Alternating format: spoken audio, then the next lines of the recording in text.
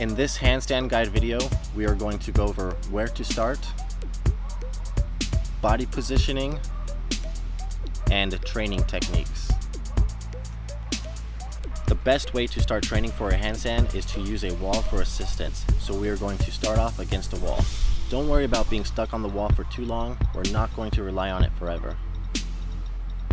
There are three main things that must be strengthened in the very beginning in order to practice a handstand against the wall. First is the kickoff itself. Are you able to kick off against the wall, or do you struggle with this? Second are the wrists. Do your wrists hurt from holding a handstand against the wall? And third are the shoulders. Does your body just collapse onto your shoulders? Is it too much pressure? Let's start with the kickoff. This is mostly in the legs.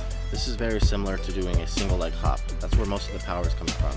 You don't need to be very flexible. You don't need to start from this position. You can start much lower at a runner's position. But I do recommend stretching every day. You should be stretching anyways. To strengthen the kickoff, besides repeating the kickoff itself over and over and over again, I recommend doing single leg jumps.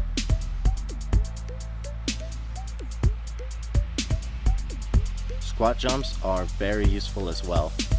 Make sure you're fully extending your legs and pushing out at the ball of your foot. To add even more power for your kickoff, you can hold a weight.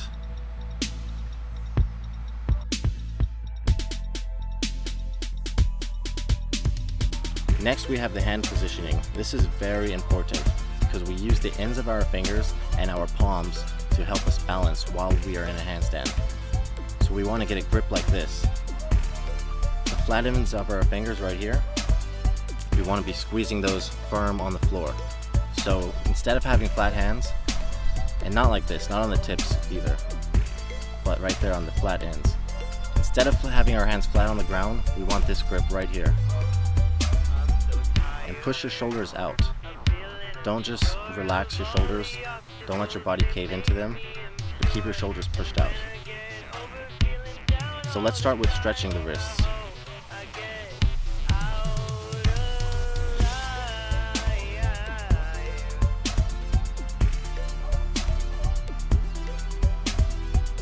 Do this before your handstands.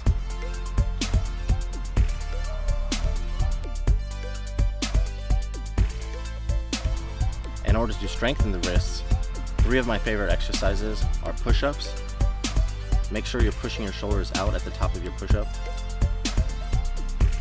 Bear crawls. And in this variation, I'm doing bear crawls with straight arms. And I'm leaning my shoulders in front of my wrists to get a really good wrist stretch out of this.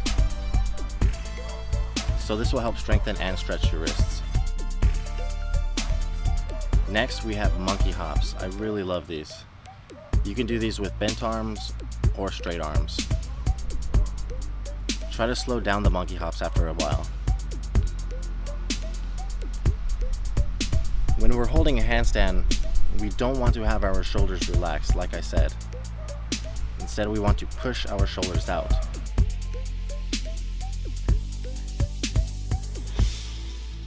Instead of relaxing your body onto your shoulders like this, see right there, we want to push out. We're pushing out and we're holding. This is going to give us more support. Stretching the shoulders is very important in order to get our hands straight above our head. So this is my favorite way of stretching. First, we have shoulder width apart. Next, put your hands a little bit further. And then you can stretch all the way back and around. You can do this using a resistance band, a stick, like a bamboo stick, a broomstick, or even a towel.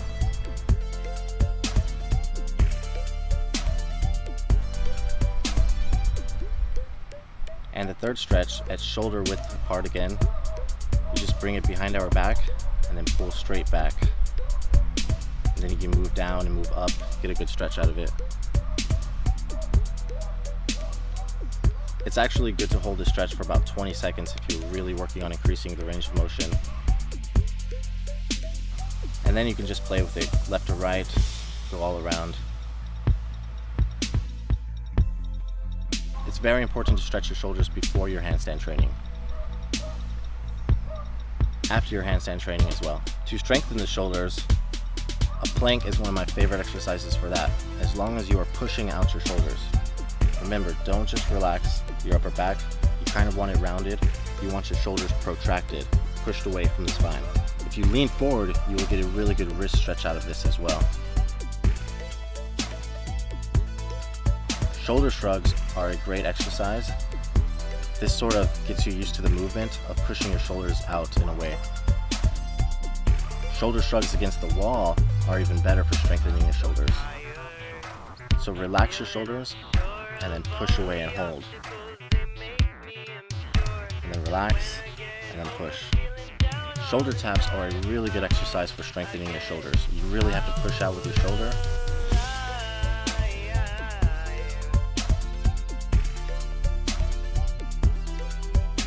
Body positioning.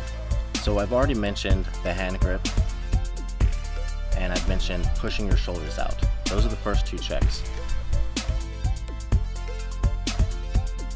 So in the lower part of the body, let's take a look at this. This is an anterior pelvic tilt. If you have an anterior pelvic tilt, that's where your lower back arches and your butt sticks out. Then you're going to go into a banana handstand, which looks like this. And that's not ideal.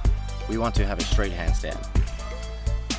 So if we tuck our butt into a posterior pelvic tilt, creating a flat lower back, squeezing our glutes, and having our thighs, our legs nice and tight as well, then we can now have a straight back.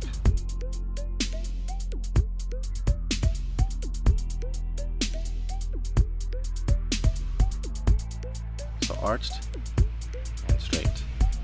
It's a little challenging to engage this posterior pelvic tilt when both feet are straight on the wall because your feet are arched. So to get around this, tuck one leg and then bring the other leg off of the wall and then engage the posterior pelvic tilt. So starting from right here, tuck one leg, bring the other leg off the wall, and then engage and hold that posterior pelvic tilt so that your back is straight.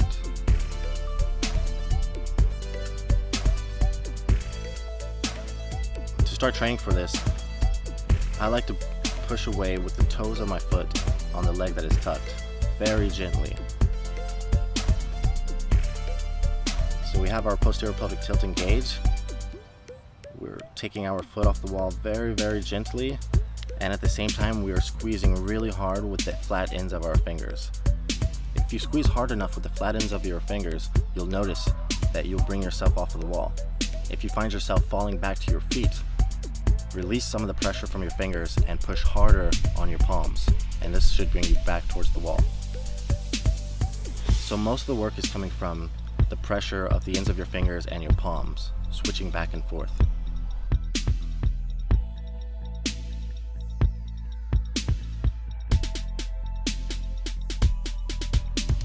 A second way to train for this is to tuck both legs. Tuck both legs and then slowly bring your legs off the wall.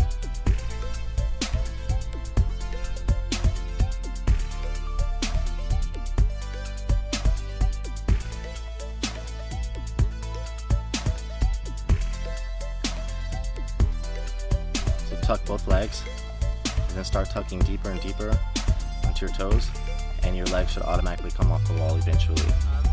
And press hard on your palms and squeeze with the ends of your fingers. Another good way to train the handstand on the wall would be to do this exercise right here. With our stomach facing the wall, we're kind of tapping each individual leg to the wall, coming off slowly. You can also do this in a straddle position. That's with your legs spread far apart.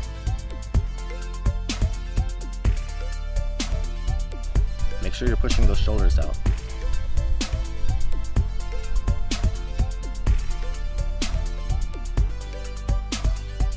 And if you're going to fall out of this, just sort of cartwheel out.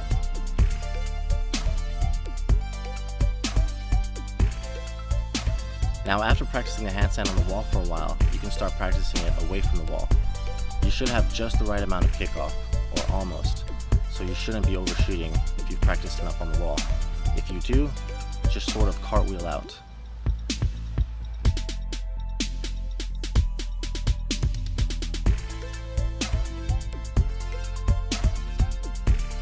also recommend practicing away from the wall in a tucked position.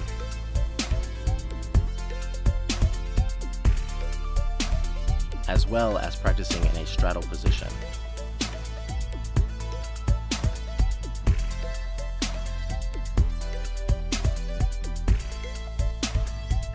So keep on practicing these techniques. Remember to squeeze hard with the ends of your fingers and your palms. Push those shoulders out, engage that posterior pelvic tilt.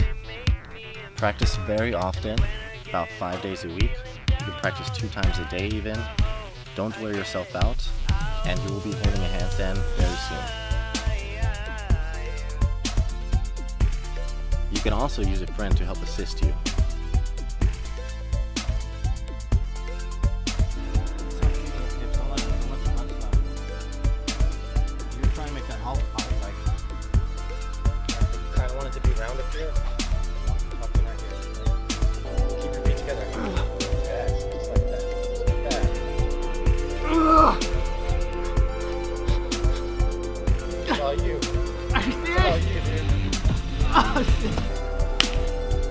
Alright, so that's my handstand guide video.